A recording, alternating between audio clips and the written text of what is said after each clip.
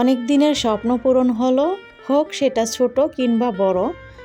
সব মেয়েদেরই অনেক স্বপ্ন থাকে সংসারকে সুন্দর করে সাজানো গোছানো পরিপাটি রাখার জন্য। তো সেই স্বপ্নটি কিভাবে পূরণ করলাম আশা করছি পুরো ভিডিওটি দেখলে আপনারা বুঝতে পারবেন। সম্মানিত দর্শক, আসসালামু আলাইকুম। আমি ফাতেমা বলছি নারায়ণগঞ্জ থেকে। সবাইকে ওয়েলকাম জানিয়ে শুরু করছি নতুন দিনে নতুন আরও একটি ব্লগ ভিডিও। আশা করছি পুরো ভিডিওটি আপনারা শেষ পর্যন্ত দেখবেন, ইনশাল্লাহ ভিডিওটি আপনাদের কাছে ভালো লাগবে।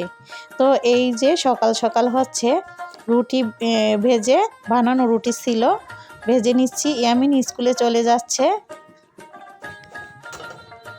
আর হচ্ছে রুটিগুলো ভেজে আমি ডিম পোস্ট করে নিচ্ছি, সাথে ডাল আছে।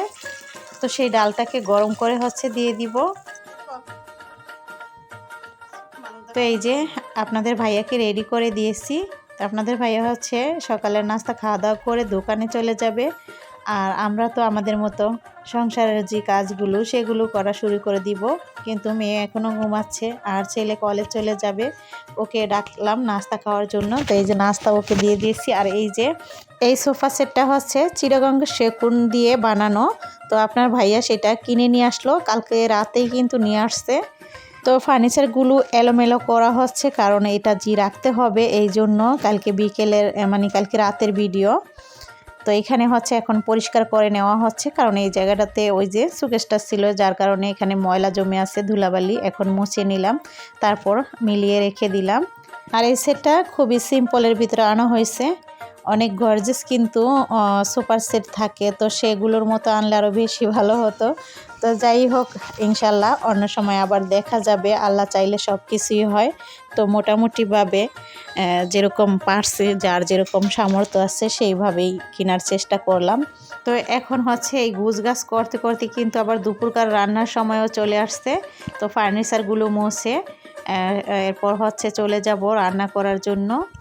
তো এই যে আপনাদের ভাইয়া হচ্ছে মোরগ পাঠিয়েছে, এখন আমি সেগুলোকে কেটে কুটে নিব। শারমিনও আসছে, ও হচ্ছে থালাবাটি ধুয়ে নেওয়ার পর হচ্ছে কাপড় চোপড় ভিজিয়ে দিয়েছিলাম, সেগুলো ধুইতেছিল। এরপর হচ্ছে একটু মোছামাছিও আছে, তো ওকে বললাম সেগুলো করো। আর এই তো আমি হচ্ছে এই মোরগ কেটে নিয়ে তারপর হচ্ছে প্রথমে চিংটাকে ভালো করে ধুয়ে নিলাম। এখন হচ্ছে মাংসগুলোকে ধুয়ে এরপর হচ্ছে যতটুকু রান্না করব ততটুকু রাখবো, বাকিটুকু ফ্রিজে রেখে দিব। আজকের রান্নাটা হচ্ছে ডিটেলস আপনাদের দেখাতে পারবো না, কারণ আজকে অনেক কাজ আছে। আমার সেই কাজগুলো করতে যেয়ে রান্নার ভিডিও করা হয়নি, তাছাড়া একটু কথাবার্তাও বলতেছিলাম। তো এই জন্য একটু সময় আর কি চলে গেছে। তো তাড়াহুড়া করে আর ভিডিও করতে ভালো লাগতেছিল না রান্নার সময়টায়, তো সেই জন্য রান্নার ভিডিওটা আর করা হয় না। তো আজকে রান্না করার ভিতরে মাংস রান্না করা হবে আর হচ্ছে ডাল ভর্তা। তো আমি ধুয়ে নিয়ে এখন হচ্ছে রেখে দিয়ে বাকিটুকু হচ্ছে ফ্রিজে রেখে দিব। আর রান্নাবান্না এই ফাঁকে করে ফেলেছি, খাওয়া দাওয়া সেরে ফেলে বিকেলের দিকে বের হয়েছি, আসরের সময় আর কি এটা। তো এই যে কালীবাজার, যে নারায়ণগঞ্জ কালীবাজার মার্কেট, সেখানে চলে আসলাম।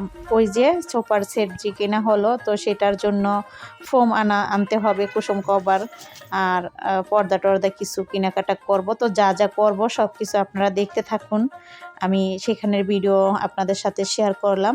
এই যে এখানে যে অনেক কিছুই দেখানো হয়েছে, মানে অনেক ধরনের খাবার দেখালো, তো আমার কাছে এটাই বেশি ভালো লাগছে, তো এই জন্য আমি এটা নিলাম। আর ফোমটা ছিল হচ্ছে সোয়ান ফোম, যেটা একদম ভালোটা, তো সেটাই আনা হয়েছে বেশি রাবারের। বলছি যে যেটা ভালো একদম, যেটা হাই কোয়ালিটির আছে সেটাই দিবেন, তো সেটাই দিল আর কি। তারা বলল যে 3টা সোবারই আছে, এটাই সবচাইতে বেস্ট, এর উপরে আর নাই, তো সেটাই আনলাম। আর এই যে কুসুম কভার হচ্ছে পছন্দ করতেছি, ভাবি আর আমি গেছিলাম। তো ভাবি হচ্ছে ওই যে সূর্যমুখী ফুলটা পছন্দ করছে, আর আমি হচ্ছে এটা। তারপর ভাবির পছন্দেরটাই আনা হইলো। তারপর হচ্ছে পর্দা পছন্দ করার জন্য দেখতেছিলাম। আসলে এখানে যে দামি পর্দাগুলো সেগুলোর দিকেই চোখ যায়, তবে একটু নর্মাল আনতে চাইলাম। পরে ভাবি বলল যে না, এতটা না। তারপর হচ্ছে ওই পাশেরগুলি বারবার পছন্দ হচ্ছিল, আর আমি হচ্ছে এই যে এগুলো দেখতেছিলাম। তারপর হচ্ছে এই যে ভাবি এই ভিতরের যে পর্দা ছিল সেটা মোটামুটির ভিতরে ভালো, তো সেটা ভিতরে যেয়ে সে পছন্দ করে আনলো যে আমাদেরকে ভিতরের গুলা দেখান। তো এই যে ভিতর থেকে সে বেছে বেছে এই সুন্দর পর্দাগুলো নিল। আর এই যে এখানে হচ্ছে ফোমের যে কভার সেগুলো ভরে টরে রেডি করে দিচ্ছে দোকানদার ভাইরা। তো এক দোকান থেকেই কিন্তু সব কিছু কেনাকাটা করেছি। আর তাদেরই আবার দোকান ছিল বিছানা চাদরের, তো সেটা আবার নিচে, এটা ছিল দোতলা। তো সেখানে এই কাজগুলো করতে দিয়ে আবার আমরা চলে গিয়েছিলাম। তো সেটাও আপনাদের সাথে শেয়ার করব। এই যে বিছানার চাদর আবার কিনলাম, তারপরে একসাথে সব কিছু নিয়ে কিন্তু চলে আসছিলাম। তো এই যে এখানে অনেক বিছানার চাদর, আর এখানে তো কালীবাজারে তো অনেক চাদর থাকে, অনেক দোকান থাকে, তো কোনটা থইয়ে কোনটা আনবো সবই ভালো লাগে দেখতে। তো এখানে গজের ভিতরে দেখা হয়েছে প্যাকেটের যে চাদর 1600 টাকা প্রাইসের ভিতরে একটা পছন্দ করছি। আর হচ্ছে এই যে হোমটেক্সের ভিতরে এটা এই গোলাপি রঙেরটা পরে আনা হয়েছে অবশ্য, এটা নিয়েছে 1250 টাকা। দুইটা কভার গজ হিসাবে আনা হয়েছে আর কি। তো আমার তো গোলাপি কালার পছন্দ, তাই আমি গোলাপি কালারেরটাই নিলাম। ভাবি বলছিল টিয়া কালারেরটা নিতে, তো সেটা আর আনিনি। আমি হচ্ছে ওইটা টিয়া কালারটা আনলে একটু কমও প্রাইস পড়তো, 1000-এর ভিতরে আনা যেত। এটা হচ্ছে 1250 টাকা নিয়েছে। তারপর হচ্ছে এই যে চলে আসলাম বাসায়, চলে আসছি। আর হচ্ছে এখন গুছগাছ করবো আর কীভাবে গুছিয়ে নিব সেগুলো আপনাদের দেখাবো। তো আমার হচ্ছে বেড কাভার হলুদ, আর আমরা মার্কেটিং করে যে শপিং ব্যাগগুলো দিয়েছে সব দোকানদাররাই কিন্তু আমাদের হচ্ছে হলুদ রঙের ব্যাগ দিয়েছে, কারণ তারা নাকি একই। তো এই জন্য হচ্ছে আমার বিছানার চাদরের সাথে কিন্তু মিলে গেছে। আর যা যা আনলাম সেগুলো হচ্ছে আমার মেয়েকে দেখাচ্ছি, ছেলেও এখানে যে কি আনছো দেখি। তো ওদেরকে দেখিয়ে তারপর হচ্ছে এগুলো আবার সুন্দর করে কিন্তু সাজাতে হবে। তো এই যে এটা হচ্ছে টি টেবিলের জন্য আনা হয়েছে, আর দুইটা আনা হয়েছে, একটা বাবির জন্য। তো এই যে কুসুম কভার। তো এখন হচ্ছে কভারগুলোকে ভরে নিতে হবে। তো সাইফুলকে বললাম যে পর্দার যে আনছি তো সেগুলো তুমি লাগিয়ে ফেলো, তো ও সেই কাজটা করবে। আর এই তো আমি তো কভার লাগানো শুরু করলাম। কুসুম কভার কয়টা সব কয়টাই লাগিয়ে নিচ্ছি আর কথা বলতেছিলাম। ভালোই লাগতেছিল নতুন করে ঘরটাকে সাজানোর জন্য। বাসায় যখন কিছু নতুন আসে তখন তো ভালোই লাগে।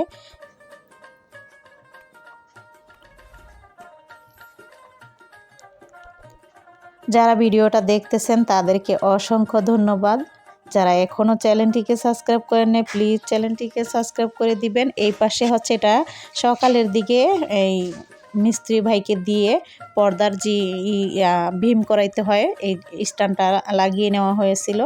তারপরে যে এখন আমার ছেলে পর্দাগুলো কিন্তু লাগিয়ে দিচ্ছে, তো ওকে বললাম যে এগুলো তুমি লাগাও। তো এই তো এই পর্দাগুলো আপনাদের কাছে কেমন লাগলো? এত দেখাদেখির পর মোটামুটিভাবে এই পর্দাগুলো আনলাম। তো আমার কাছে তো অনেক ভালো লাগছে, আর পর্দাগুলো পছন্দ করছে আমার ভাবি।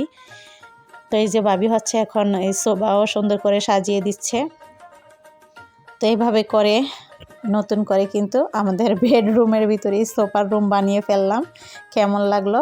কারণ জায়গা না থাকার কারণে, মানে রুম না থাকার কারণে অল্প জায়গার ভিতরে এই সাইডটা আমি এইভাবে সাজিয়েছি। আপনাদের কাছে কেমন লেগেছে কমেন্ট করে অবশ্যই জানাবেন। যারা এখনও আমার চ্যানেলটিকে সাবস্ক্রাইব করেননি প্লিজ আমার চ্যানেলটিকে সাবস্ক্রাইব করে দিবেন। আর যারা অলরেডি করে দিয়েছেন তাদেরকে অসংখ্য অসংখ্য ধন্যবাদ। আপনাদের মূল্যবান মন্তব্য কমেন্টের মাধ্যমে অবশ্যই জানিয়ে যাবেন। সবাই ভালো থাকবেন এই দোয়াই কামনা করছি। আল্লাহ হাফেজ।